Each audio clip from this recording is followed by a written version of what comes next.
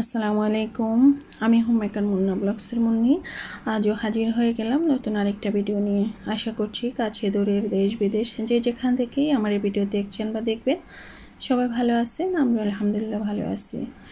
আজকের ভিডিও শুরুতেই আপনাদের সাথে শেয়ার করছি, মোমো তৈরি করছি আর কি, তো সেটাই শেয়ার করে নিচ্ছি। তো এখানে কিন্তু মুরগির মাংসর সাথে আমি ফ্রোজেন করা গাজর ছিল, তারপরে সব ধরনের মশলা দিয়ে একসাথে ব্লেন্ড করে নিয়েছিলাম, তার জন্য একেবারে ভর্তার মতো দেখা যাচ্ছে। তো আমি যদি ক্যাপসুল কাটার দিয়ে করতাম তাহলে হয়তো বা একটু কিমা টাইপ হতো আর কি। তো যাই হোক, সমস্যা নেই, আমরাই খাবো। আর টেস্ট কিন্তু হয়েছিল অনেকই। তো এই তো বানিয়ে নিচ্ছি। তো আসলে ঝটপট করার জন্যই কাজটা করেছিলাম, যে ব্লেন্ডার কাছে ছিল সেটা দিয়ে করে নিয়েছি, আর ক্যাপসুল কাটার কিছুই বের করি নাই। তো এইভাবে করে নিলাম আর কি। তো আর ফ্রোজেন করা ছিল গাজরগুলো, তার জন্য অবস্থা করেছিলাম একটু বড় সাইজের করে কাটা ছিল। যদি চিকন থাকতো তাহলে হয়তো বা এমনিতে দিয়ে দিতে পারতাম, তার জন্য আর কি ব্লেন্ড করা বড় থাকার কারণে।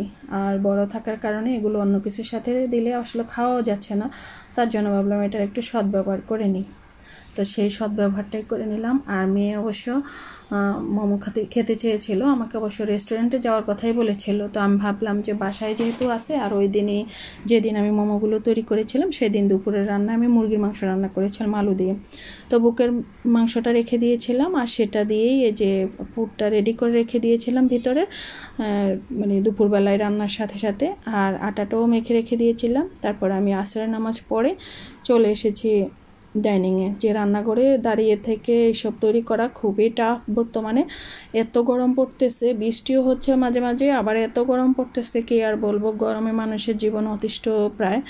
মনে হচ্ছে যেন রান্নাঘরটা একটা দোজকখানা বললেই চলে। তবে দোজক তো আর এমন না, দোজকের শাস্তির কথা সেটা সবাই আমরা কম বেশি জানি, যদিও নিজ চোখে না দেখে থাকি, তবে সেটা জানি। তবে তার থেকে তো অনেকই কম। তারপরে দুনিয়ার এই গরমটাকে সহ্য করতে পারতেছি না। জানি না পরপারে কী অবস্থা হবে আমাদের। তা আমাদেরকে সবাই আল্লাহ দোজকের আগুন থেকে রেহাই দেখ, জান্নাত যেন পরপারে পেতে পারি, সেই দোয়াই করব, সেই কামনাই করব। আর সেভাবেই আমাদের চলাফেরা করা উচিত।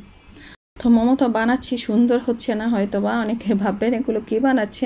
আসলে আমি আমার মতো করে বানিয়ে নিচ্ছি আর কি, যেটা যেভাবে পেরেছি সেভাবে বানিয়ে নিচ্ছি। আমার মেয়ে তো বলতেছিল আমার হাতে নাকি হচ্ছেই না, তারপরে দেখবেন সে যে কিভাবে বানিয়েছে সেটা আপনাদের দেখাচ্ছে। আর এই যে সে বলতেছে লাস্টেরটা আমার জন্য রেখে দিও, আমি বানিয়ে নেব। তোমার ডিজাইনগুলো ঠিকমতো হচ্ছে না আম্মু, ফোনে দেখিয়ে তারা কি সুন্দর করে বানাচ্ছে। তো এই দেখেন আমার মেয়ের হাতের আর আমারগুলো। তো আমি বললাম বছরে একবার কি দুইবার আমি এগুলো তৈরি করি, তাতেই যা হয় হবে। তবে খেতে তো একই টেস্ট হবে, কিন্তু চোখের শান্তিটা একটু কম হবে এই আর কি। দেখতে সুন্দর হলেই চোখের শান্তি। তো কিছু খান সাহেব তো আবার মোমো এভাবে খাবে না, ভাপানোটা খাবে না, ওনাকে জন্য আবার একটু ফ্রাই করতেছি, ভেজে নিচ্ছি। তো ফ্রাইড মোমোটাই ওনার জন্য, আর উনি হচ্ছে ওসিলা, আমরা সবাই খাবো। তো কিছু ভাপিয়ে নিচ্ছি বাচ্চাদের জন্য, গোলগুলো যেগুলো গোল করে বানিয়েছি সেগুলো, আর কেবল মেয়ের সে লম্বা মোমোটা। তো আর বাকিগুলো আমি ভেজেই নিচ্ছি, কারণ যেগুলো গোল আছে সেগুলোতে একটু ফাঁকা আছে, ভিতরে তেল ঢুকে বা ভাজতে গেলে পুরোটাই বের হয়ে যাবে, তার জন্য গোলগুলো কেবল ভাপিয়ে নিয়ে নিলাম। তো এক চুলা ভাপানোর কাজটা হচ্ছে, আর এক চুলা হচ্ছে গিয়ে ভাজার কাজটা হচ্ছে। তো ওই মুহূর্তে কিন্তু আবার আজান দিয়ে দিয়েছিল, মাগরিবের আজান। তো আমি রান্নাঘর থেকে চলে আসছি, মেয়েকে বলেছিলাম ভেজে নেওয়ার জন্য। তারপরে বাকিটুকু মেয়ে অবশ্য, আমি যখন রান্না করেছিলাম আমি বললাম যে তুমি নামাজ পড়ে আসো, তারপরে আমি নামাজ পড়তে যাব, তুমি আবার এগুলো ভেজে নিবে। তো সেটাই করে নিয়েছিলাম, দুইজন পালা করে। আর মোমোর সাথে সস বানাচ্ছি না, সেটা আবার হলো না, ওর রেস্টুরেন্টের মতো আর খাওয়া হলো না।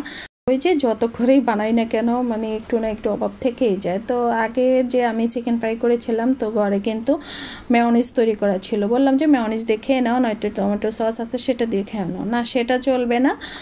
কেন আমি মোমোর সসটাই বানালাম না, আগে বললে তো সে নিজেই নাকি বানিয়ে নিত।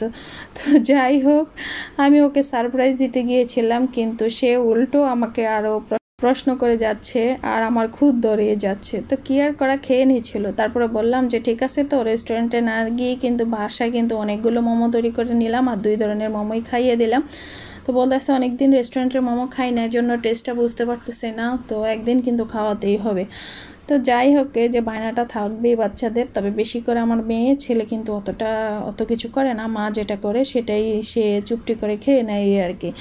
তো মোমো তো খেয়ে নিলাম সন্ধ্যার নাস্তায়। তারপরে হচ্ছে গিয়ে এই রান্নাটা হচ্ছে বা এখনকার এই অংশটুকু হচ্ছে গিয়ে আমার পরের দিনের। তো এটা অবশ্য শনিবারের ভিডিও।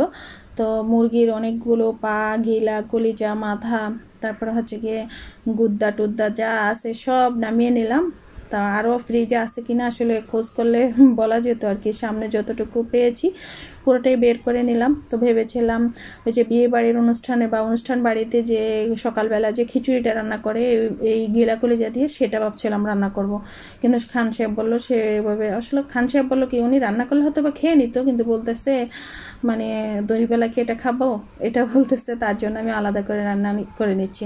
আর এই যে কালো পা, এটা তো সেদিন চেঞ্জ করে দিয়েছিল, একটা মুরগির পা কালো ছিল আর একটা হচ্ছে গিয়ে ব্রাউন কালার ছিল। তো এক আপু অবশ্য ভিডিও দেখে বলেছিল কালো পাগুলো নাকি খেতে ভালো, তার জন্য আমি রেখে দিলাম।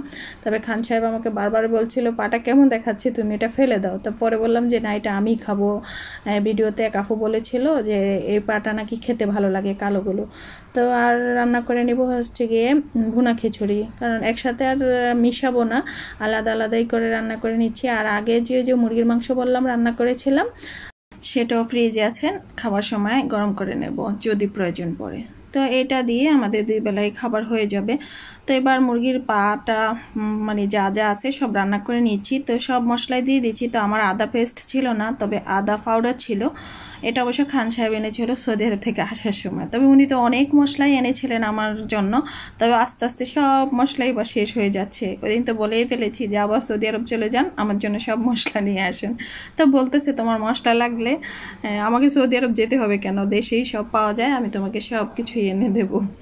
তো যাই হোক, এই যে আমি কিন্তু সব মশলা টশলা একটু পানি দিয়ে একটু কষিয়ে নিয়েছিলাম। তারপরে এই যে দিয়ে দিলাম সবগুলো মানে মুরগির টুকিটাকি। তারপর হচ্ছে গিয়ে আলু দিয়ে দিয়েছি, একটু ছোট ছোট টুকরো করেই দিয়ে দিলাম। তো এই কড়াইটা অন্য চুলায় নিয়ে নিচ্ছি, আর এই চুলায় অবশ্য একটা পাতিল বসিয়ে দিচ্ছি। পেঁয়াজটাও অর্ধেক ভাজা হয়ে গিয়েছে ওই চুলাটা।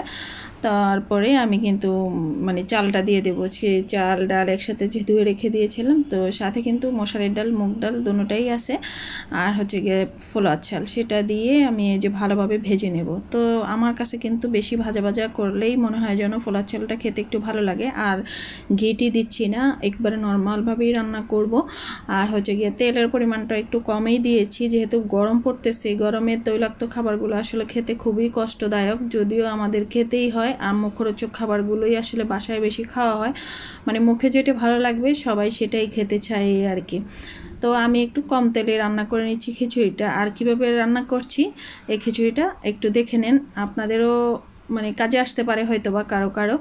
আর আমি সব ধরনের মশলা দিয়ে কিন্তু খিচুড়িটা রান্না করি, এটা খালিও খেতে পারবেন এমন একটা মানে খিচুড়ি আর কি। তা আমি দিয়ে দিলাম, কিন্তু দেখতে পেলেন আদা রসুন পেস্ট, জিরা ধনিয়ার গুঁড়া, তারপর হচ্ছে গিয়ে একটু গরম মশলার পাউডার, লবণ, তারপর হচ্ছে গিয়ে হলুদের গুঁড়া সামান্য দিয়ে দিয়েছি। আর তো মরিচের গুঁড়া দিচ্ছি না, যেহেতু আমার চিকেন দিয়ে খাওয়া হবে, মানে ওই যে মুরগির কি বলে টুকিটাকি জিনিস দিয়ে খাওয়া হবে, আর সেটার মধ্যে ঝালের পরিমাণটা একটু বেশি দিয়েছি, আর একটু মাখো মাখো হবে তরকারিটা, সেটা একটু ঝাল হবে, তার জন্য আর এখানে দিচ্ছি না খিচুড়ির সাথে। তো আমার মেয়ে অবশ্য একটু ঝালটা কমই খেতে পারে, ওর মানে ঝালটা তত একটা বেশি পছন্দ না আর কি, মোটামুটি হলেই সে বেশি ভালো মনে করে আর কি। তো কয়েকটা কাঁচামরিচ দিয়ে দিচ্ছি, আর যার ঝালের প্রয়োজন হবে কাঁচামরিচটা একটু মেখে খেয়ে নেবে এই আর কি। আর কাঁচামরিচটা কিন্তু প্রচুর ঝাল হয়, এই যে কাঁচামরিচটা দিলাম। তো এরপরে ভেজে টেজে নিচ্ছি, ভালোভাবে ভাজা হয়ে গেলে আমি পানি দিয়ে দেব, যেই পরিমাণ চাল ডাবল পানি দিয়ে দেব। তা আমি কিন্তু যেই পট দিয়ে চাল নেই সেই পট দিয়ে কিন্তু একটা পাতিলে পানি মেপে রেখে দিয়েছি। আমি কিন্তু আগেও বলেছি ভিডিওতে, আপনারা ওইভাবে চাইলে মেপে নিতে পারেন। যেমন আমি 1 পট চালের জন্য তো 2 পট পানি লাগবে, তবে এই পাতিলটাতে 2 পট পানি ধরে। তো আমি এখানে 2 পট চাল ডাল নিয়েছিলাম, তার জন্য 2 পাতিল পানি দিয়ে দিয়েছি। তারপরে একটু পাউডার দুধ দিয়ে দিচ্ছি, আবারও চেক করে একটু লবণ দিয়ে দিয়েছিলাম, লবণটা লাগতো তার জন্য। তো এবার ঢাকনা দিয়ে রান্না করে নিচ্ছি, তবে কতক্ষণ পরপর নাড়তে হবে, নয়তো নিচে লেগে যেতে পারে। আর ওই চুলায় তো আমার মুরগির টুকিটাকিটা রান্না করা হচ্ছেই।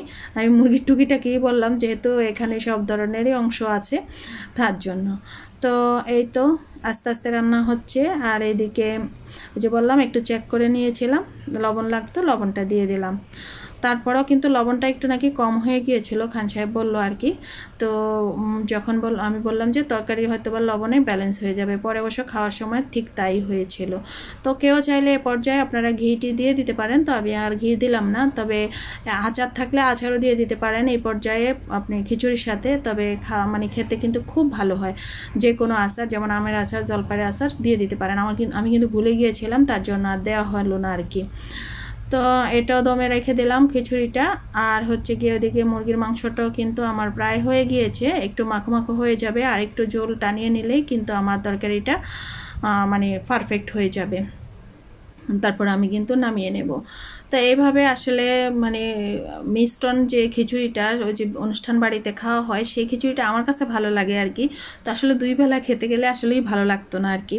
তো চলে, ঘরে ওভেন আছে, ওভেনে গরম করে নিই, তার জন্য আর কি। দুপুরেও খাই, অনেক সময় রাত্রেবেলাও খাই, যেহেতু মানুষ কম দেখেছে 2-3 আইটেম করতে আসলে খুব কষ্ট হয়ে যায়, ভালোও লাগে না। যেটা দুপুরের জন্য করি বিশেষত সেটাই আবার রাতেই খেয়ে নেই।